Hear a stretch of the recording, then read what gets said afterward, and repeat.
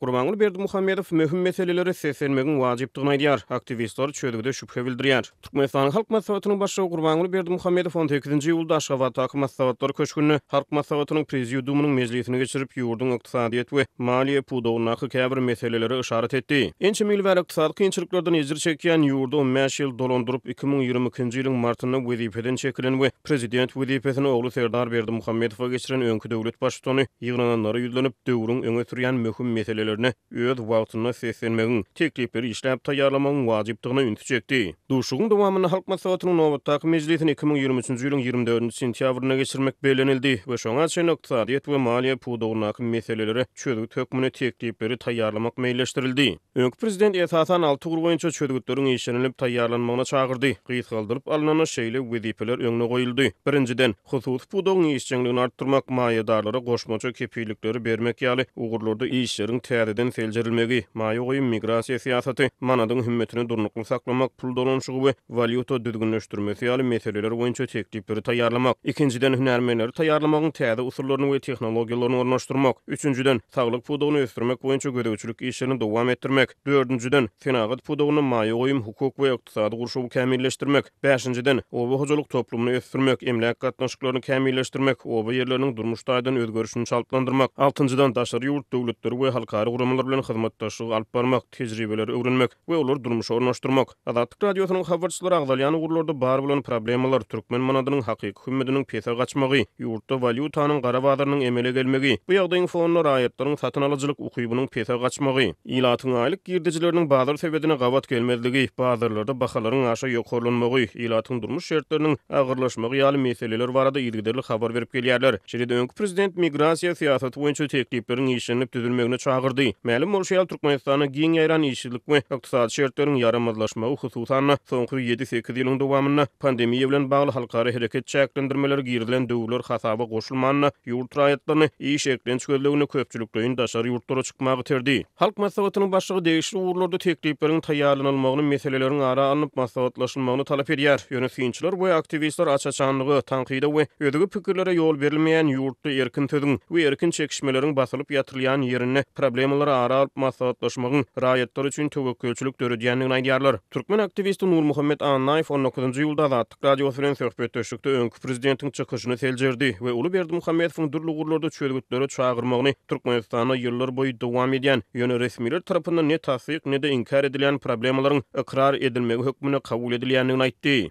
Bugünkü ýygynak şol ýakynyna geçiriljek bolan halk maslahaty baradaky ýygynak aslında şol Gurbanuly Berdimuhammedowyň şuny çenni daşary ýurtdaky aktivistleriň aýdyp gelýän zatlaryny gytaklaýyn boyun almagydyr. Muny ýönden suretde bolýar isesine bularyň iň esasy üns berýän maddalary ykdysady problemalara deginýärler. Ýani ykdysady problemalary çözmegiň derdine düşünýändigini görkezýär. Çünki şu adam daşary ýurda çykýandan sany sajagy ýok. Diýip aktivist Azatlyk radiosu bilen telefon söhbetdeşligini aýtdy. Ýöne Annaýewiň anjyna görä Türkmenistanyň emele gelen maliýe ykdysady problemalar öz ugruna usatlaşan hünärmenleriň we bilermenleriň ilmi çemeleşmelerini, problemalary ilmi esasda çözgüt taýýarlanylmagyny talap edýär. Galy berse de ýurtda erkin pikir alışmalara ruhsat berilmezligi, ähli çözgütleriň kabul edilmegine esasan ýaşularyň öňe sürilmegi hünärmenleriň işine kölega salýar we problemalary halkara öňlerine laýyklykda ilmi esasda çemeleşilmegine böwet bolýar.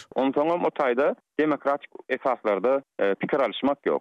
Dürli pikirliligiň ýok ýerine bir meseleň çözülmek ähtimallygy ýok. Dürli pikirlilik ýok çünki. Tanqidi garaýşlar ýok. Şu barada kadrlaryň öz pikir garaýşlaryny aýdyp bilýändigini gören ýagdaýymda belki şular bir zat öýder diýse bolar. Ýöne ol ýok bizde. Bizde tanqidi pikirlere çydamlılık ýok. Esasan hem ýurduň başyndaky şol Gurbanuly Berdimuhammedow bilen Serdar Berdimuhammedowyň şolar ýaly tanqidi garaýşlar diňläp oturanlygyny görmek käşke bize de miýetlerdi. Diýip aktivist aýtdy. Türkmenistanyň döwlet durmuşynyň ähli ugurlaryna kemçilikleri diňe prezident ýa-da Halk Maslahatynyň başlygy yglan edip bilýär. Hökümet resmiýetleri, mejlisiň deputatlary, döwlet guruluşçylary, emeldarlar we ýöneköý raýatlar galy berse de köpçüliklerin habar berişleri işleri diňe ýurtda gazanlan gaýdylýan ösüşleri taryplap bilýärler. Onsoň näde bol mesele çözülsen, ortada bar mesele wa ýöne her kim gorkman, çekinmän pikirini aýdyp bilýär. Dogry. Gorkman, çekinmän pikirini aýdyp bilen wagty onu meseleler çözer diýip men umyt görär. Ýöne häzir ýok. Diýip aktivist aýtdy. Gurbanly Berdimuhammedow sişeni bugün geçiren mejlisinde halk maslahatynyň ýaşular geňeşini döretmek barada hem karar kabul etdi. Şeýlelikde Türkmenistanyň Bagtyar ýaşlar ýylyna ýaşular institut halk häkimetine wekilçilik edýäni gaýdylýan möhüm gurumanyň düdümine dolanyp geldi. Bir döwür Türkmenistanyň maslahat beriji organy bolan ýaşular geňeş hereket edýärdi. Ýöne Gurbanly Berdimuhammedow ilk başta odalyk halk maslahatyny ýatyryp ýaşular geňeşini esaslandyrdy. Toň ýaşular geňeşini ýatyryp halk maslahatyny parlamentiň ýokarky palatasy hökmüni täzeden esaslandyrdy. Bir näçe ýyl soň parlamentiň ýokarky palatasyny ýatyryp halk maslahatyny halk häkimetine wekilçilik ediji öz başda gurama hökmüni gaýtadan esaslandyrdy. Indi bolsa halk maslahatynyň düzümine ýaşular geňeşi esaslandyrylýar. Galy berse de ulmy çemeleşmeler talap edýän valyuta düzgünleşdirmesi, pulun hümmetiniň durnukly saklanmagy, migrasiýa syýasaty ýaly meseleler boýunça öňe sürüljek teklipleriň we çözgütleriň kabul edilmegine ýaşular geňeşiniň hem rol oýnamagy mümkin. Türkmen aktivist azatlyk bilen söhbetdeşlikde ýurdun syýasatyna ýaşullyk kulturyna baha berdi. Birinjiden halk maslahatynyň geňeşindäki adamlar kimler? Ýani ol ýokary bilimli, şol urda özüni ýetişdiren daşary ýurtda ýa-da Türkmenistana tapagy ýok, ýokary bilim alan kadrlarmy ýa-da ol ýylyň içinde ýyly ýaşulsy diýip taýlanan adamlardan iqtisadiýetden hiç ile habar bolmadyk, bilim almadyk adamlarmy? Agla öyle uşalar. Yani bir çeyrek iqtisadiýet uğurdan ýokary derejesi bilimi ýa-da aspirantura ýa doktorantura ýalyp bir bilim derejeler bolmadyk adamlardan oturup iqtisadiýet çözjek bolýarlar. Diýip aktivist aýtdy. Türkmenistana geçirilýän halk mejlislerine çykyş edýän adamlar köplenç döwlet ýolbaşçylaryny magtamak we mahabatlandyrmak bilen meşgul bolýarlar. Türkmen aktivist Azatlyk radiosyna Warşawadan beren telefon interwýusyna ýurtdaky iň esasy problemlary öňe çekdi we çözgü teklip etdi. Türkmenistan hökümeti şunu bilmeli. Şu zatlaryň hemmesi aýdylýan, etjek bolýan işleriniň hemmesiniň düýbünde söz azatlygy, demokratik esaslar, adam hukuklary ýatyr. Sen şu zatlara ruhsat bermeseň, sen ýaşullar geňeşini döret, sen otaý kimi getirsen getir, tapawdy ýok. Şol adam hukuklaryna hormat goýmasaň, söz azatlygyna, metbuat azatlygyna azadyk şu zatlara ruhsat bermeseň, adamlar şu pikirini aýdanla ertesi gün gapysyna polisiýanyň gelmejekdigini göz ýetirenmagdy. Sen Türkmenistanda meselelerin çözülmegine garaşyp bilýärsiň. Diýip aktivist aýtdy. Döwlet dükanlarynda çörek uwunyň üstündäki batawastlykdan tapawdylykda bazarlarda adam tas göze ilmeýär. Bu arada maglumat berýän Azatlyň habarçylary Liwap vilayatynyň bazarlarynda şu günler alyjylaryň göz görteli azylandygyny habar berýärler. Gündoğur vilayetinde bazarlarda, sewda nukatlarında we hususy dükanlarda şu günler sewda ýöremeýär, satyn alýan adam tas ýok diýen ýaly bu azy önümleriniň sewdasyna hem degişli. Liwapdaky habarçymyz şeýle gurrun berýär. Telekeçiler sewda satyk ýatdy, uğru ýok diýerler. Eşik, hojalyk haritlaryny, mebel we beýleki öý goşlaryny we hojalykda ulanyp bolýan enjamlary satýan telekeçiler Tomsun başyndan bäri sewda pes diýen bolsalar, indi azyk önümlerini satýan sewdagärler hem zeýrenýärler. Habarçylarymyz bilen gürleşen telekeçiler sewdanyň haýallamagynyň 2 aý bäri dowam edýänligini, emma indi ýagdaýyň hasam erbetleşenligini aýdýarlar. Liwawyň bazarlarynda işleýän telekeçilerin munun ýaly zeýrenişini pandemiýa döwründen bäri eşitmedim. Emma pandemiýa wagtynda bazarlar we dükanlar ýapylýardy. Ýollar uzak wagtlap ýapyk durýardy. Şonda da sewdagärler gizlin sewda edip, telekeçiler şeýdip gün görmegi başarýardy. Diýip habarçymyz gurrun berýär. Liwawyň hususy sewda nukatlarynda alyjylyk aktiwliginiň petelmeginiň sebäplerini yerli resmilerden anyklap bolmady. Telekeçiler bolsa munyň sebäbini ýylat köpçüliginiň maddi ýagdaýynyň ýarymazlaşmagynda görýärler. Munyň ýaly ýagdaý soňky ýyllarda bolmanyny adamlar başga hiç zat satyn almasa da azyk önümini almaga synanýardy. Inne adamlar azyga da pul sarp etmekden saklanýar. Köpçülik has tygşetli ýaşamaly bolýar. Diýip Azatlyk bilen gürleşen yerli sewdagär aýtdy. Bu aralykda sewda dermanhanalarda hem peselipdir. Azatlyň habarçylary Liwapda jaý gorýan öý goşlaryny satyn alýan hojalyklaryň hem azalandygyny aýdýar. Habarçymyz munyň sebäpleriniň biri soňky döwürde ýurdun daşynda zähmet çeken yerli ýaşaýjylardan öz maşgalalaryna uğradylýan pulun azalmagy bilen bagly diýär. Türkiýedäki inflasiýa, şol ýerde ýaşamak we işlemek üçin ruhsatnamalar almakdaky kynçylyklar türkmen raýatlarynyň gazanç etmek we Türkmenistandaky maşgalalaryny goldamak mümkinçiliklerini çäklendirdi. Bu aralykda Türkmenistanyň döwlet dükanlarynda nowatlaryň iýdi üzülmeýär. Aşgabatda ýaşaýjylar gündäki iýjek çöregini satyn almaga synanýarlar, vilayetlerde gejikdirilip satylýan aýlyk un paýyny almaga tagalla edýärler. Bazarlardaky bahadan biraz arzan satylýan köplenç pes hili bu harit etler tiz satılıp gutarýar we köpçülüge yetmeýär. Şeýle-de bolsa maddi ýagdaýy barha yaramazlaşýan ýylat köpçüligi uly nowatlarda durmaga mejbur bolýar. Köp maşgalalar subsidiýerlenen bahadan uwuna we çörege garaşly bolýar.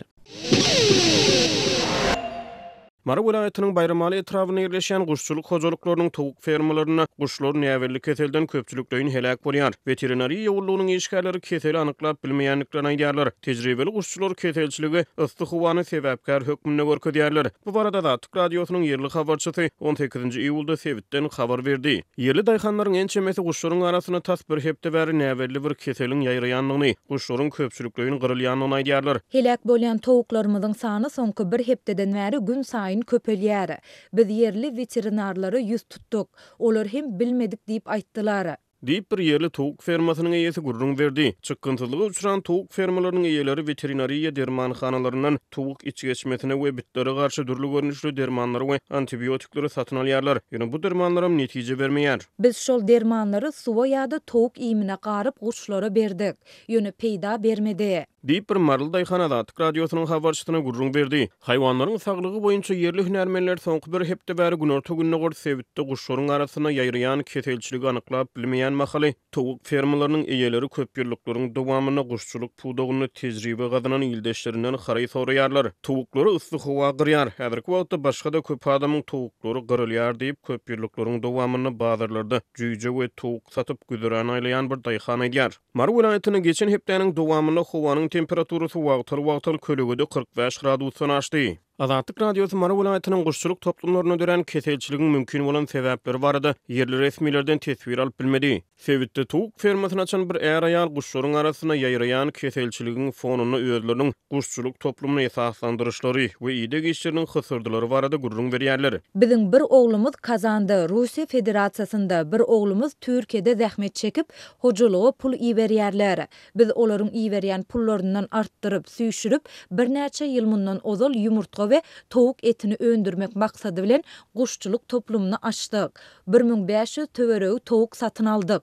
Şeýlelikde towuklara ýyda edip başladyk. Kepek, dary, mekke jöwen ýaly towuk iýimlerini satyn aldyk. Diýip hojolukçy Zenan Azatyk radiosynyň habarçysyna gurrun berdi. Ol bir döwür işleriniň oňuna bolup başlanyny, hatda ýat ýurtda zähmet çekip gazanç edýän oglaryny hem ýurda çagyrmagy ýüreklerini düwüp başlanyklaryny, ýöne towuklaryň arasyna bir hepdeden bäri ýaýraýan keselçiligiň özlerini çykyntyly ýagdaýa salanyny gurrun berýär. Türkmenistanda maldarçylyk we guşçuluk hojalyklary ýyllar boýy ot iýim ýetmezçiliginden şikayet edýärler. Galibertede döwlet mediýasy guşçuluk we maldarçylyk toplumlarynyň eýeleriniň ýüzbeýid bolýan kynçylyklary, yerli fermalarda ýüze çykýan keselçilik ýaly adatdan daşary ýagdaýlar barada habar bermeýär.